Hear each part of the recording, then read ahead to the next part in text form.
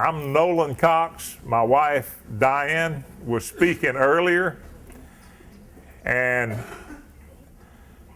about 2 months ago, we went to Atlanta to a Tea Party meeting there, and there was two big topics, Agenda 21 and T-SPLOST. Some of the material I'm going to use tonight came from some of the presentations at that meeting, two of the presentations. One of the guys was a county commissioner from Fayetteville and did a lot of the research and put the materials together that I'm going to be using. Diane is the editor, and all the words you see that are not misspelled, she put in. And the ones that are misspelled, I put in and she didn't catch. So this is the first PowerPoint presentation I've ever done. Bear with me. Believe it or not, it ain't the same as it is on my computer, and how it changes, I don't know. But it's kind of interesting to do.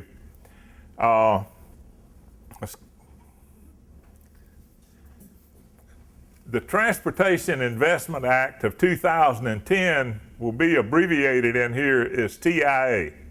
That bill was passed last year, and it provides for a transportation SPLOST to be on the ballot in 2012. The T-SPLOST will be a new 1% sales tax, and it'll be a regional tax. Like most people, I like to fiddle with acronyms. So T is for transportation tax. S is for special, a special designed by the legislator to be punitive to the counties that don't adopt it. Now, I call that being real special. The purpose is to shift a portion of the federal and state responsibility down to the citizens at the bottom. I went through the list of all the projects in our region. 40% of all the projects, just number-wise, I didn't add up the budget. That would take too long. But just the number of projects, 40% of them are state and federal roads.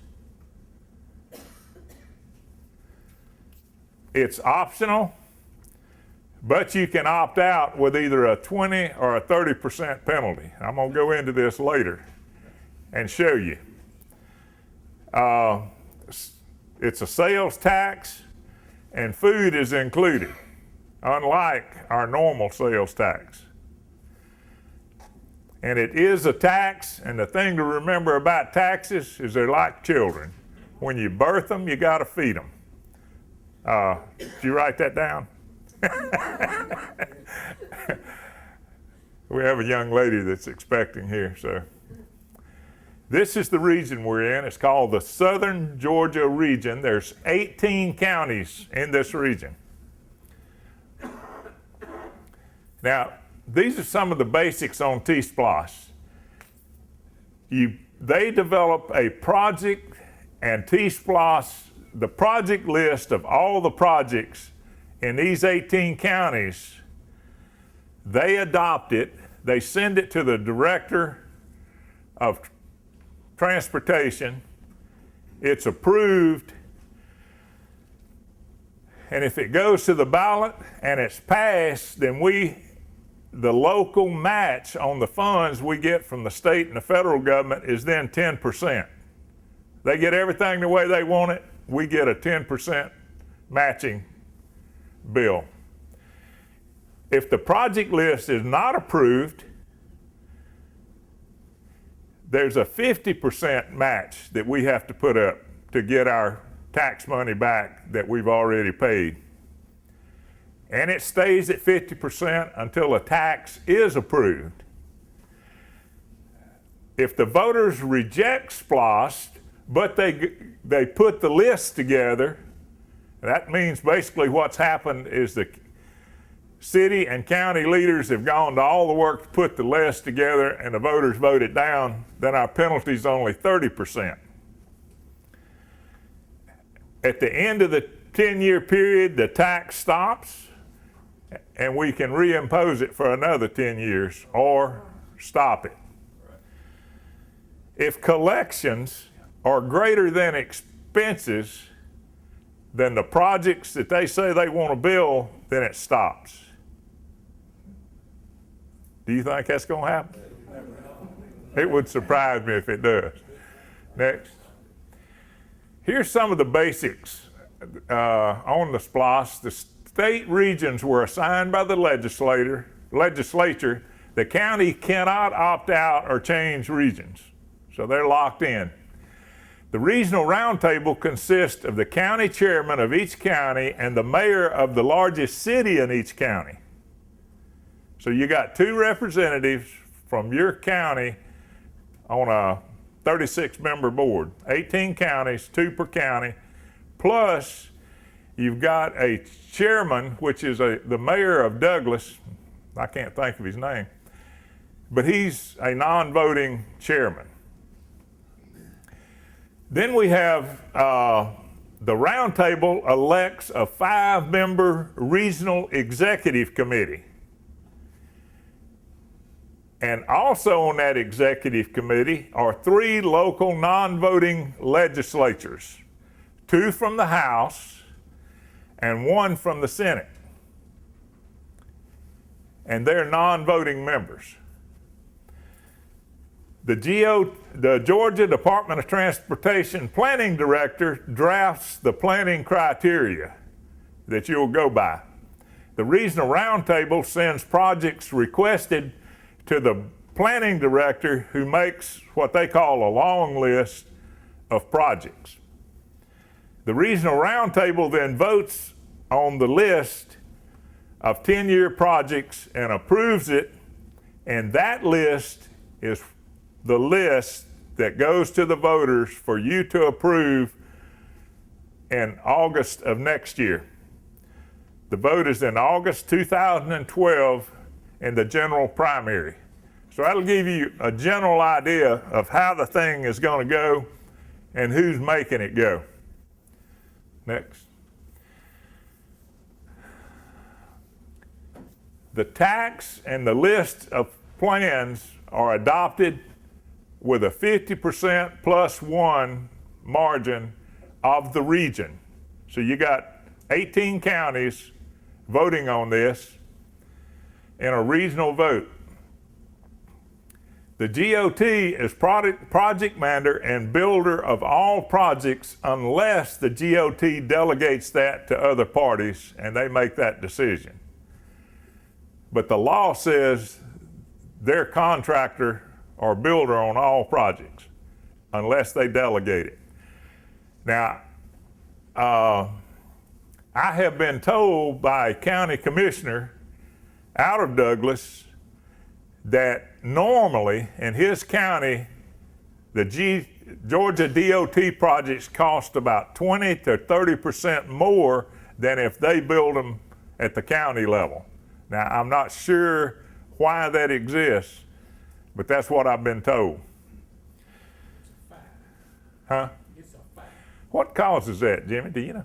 I do. They require different kind of erosion control on those roads, and they require an extra 4 inches of concrete sub.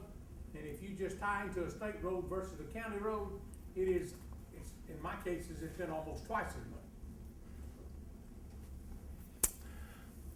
The municipal planning organizations, the Georgia DOT planning director, the state lawmakers, the regional roundtable, and the regional executive committee manage the decisions for this regional project. The speaker and the lieutenant governors appoint a 5-member citizen review panel for each region.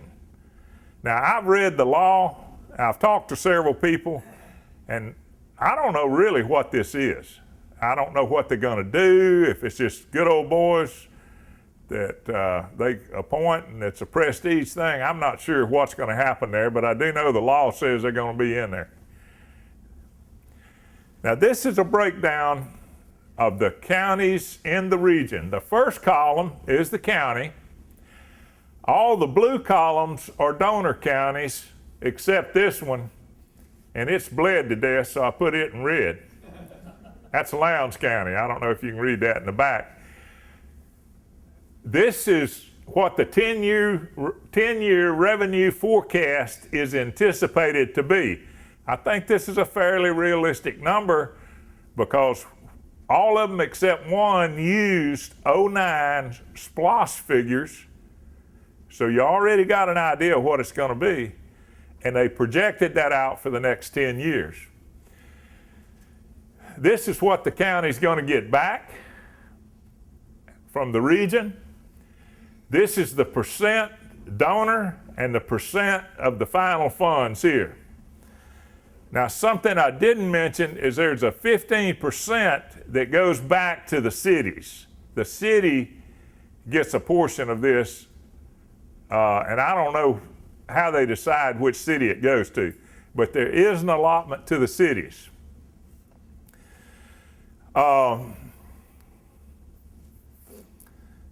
This budget includes a $7,141,000 for administration for the first 10 years.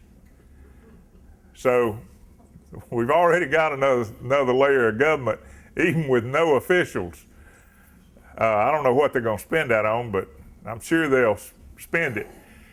If you take what we collect and what we get back, Lowndes donates $89,507 to the 89 million. Thank you, Forrest. What's a few zeros in politics? That's right. Nothing if it's a federal government. Now, this to me is redistribution of wealth at the county and state level. From each county according to its ability, to each county according to its need. Now, who said something similar to that? Marx. Do you see any difference? And I believe it's going to be from the people according to their ability to the metro Atlanta area according to their need. And I'm going to show you that in a minute and let you decide what you think.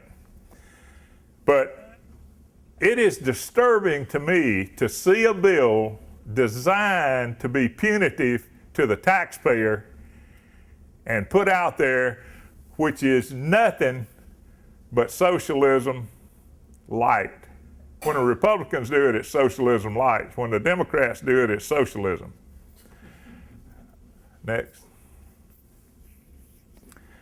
Now, why am I suspicious that the government's going to get some of that money? This is the first clue, and it's in the bill. They had a list of about 6 or 8 previous codes that were rejected in the Transportation Investment Act law itself. If you look in the bill, Section 3, that set forth restrictions on the use by public transit authorities of annual proceeds from local sales and use taxes, all of those codes that set forth these things shall be suspended for the period beginning on the effective date of this code section and continuing for 3 years. 3 years, because that's how long it's going to take before they get your money. So they have suspended public transportation, which was barred from getting local funds from taxes. That in the bill was nullified. Next. Well, the good news is we have a choice. If we vote yes, we get a new layer of government, we get regional roundtables, we get multiple new councils, committees, transportation authorities, etc. There's at least, on 3 pages in here, there's 5 new committees and councils that are going to be set up. We get a new layer of taxation. We get a new layer of administrative costs of over $7 million for the first 10 years. And we're going to regional government that has meaning. Now, if we vote no, we either get a 40% or a 20% penalty of taxes that we've already paid in, and I'm going to show you how much that is in just a minute, and would normally receive for roads. But they withhold those to get your vote. My question is, does this law look like it was made by public servants or public masters? Thieves. I think we have elected us some public masters. Next. I want to give you an overview of where the money comes from in Georgia and give you some perspective on what's going on. These are self-explanatory. The blue item here is the one I want you to pay attention to. Sales tax for Georgia, 4% sales tax. Food is not included. That's $5,254 million a year comes in. And this is right out of this year's, it's the 2011 budget that was done in 2010. You can go on the internet and get this. Now, the Georgia Department of Transportation program budget, state funds out of the general fund is $6,861,000. Georgia Motor Fuel Fund, $675 million. Total state funds, $682 million. Federal funds, $1,170 million. Other funds, $6,490,000. This is our total budget for this year, $1.8 billion that'll be spent on roads in Georgia this year. Next. All right. The total funds is the number at the top, $1.8 billion. This is the 4% sales tax number. I took it and divided it by 4, and I got $1,311,000 to give you some perspective of what a 1% tax across this state is. If you take that 1% tax, add it to the current budget, your total is $3,170,000,000, which is a 70% increase in transportation funds to be spent in Georgia in 2013. How's that sound? Can we build roads that fast? Huh? Can we build roads that fast? Next. I guess my question is, and I think the people of Georgia, once they realize how big this thing is, I don't think anybody has any idea how big this is. I didn't have a clue. I just didn't like it. But when I got to digging into it and saw what 1% is across the state, we're going to almost double the transportation budget. Now, my question is, do you think a 70% increase in transportation funds is necessary in today's economy? That's what you got to decide. Second, once we take the additional transportation tax burden for our region, do you think the state and federal funds will continue, or will they dry up and be spent somewhere else? What you think, Dan? I think the drop good as land is what I'm guessing.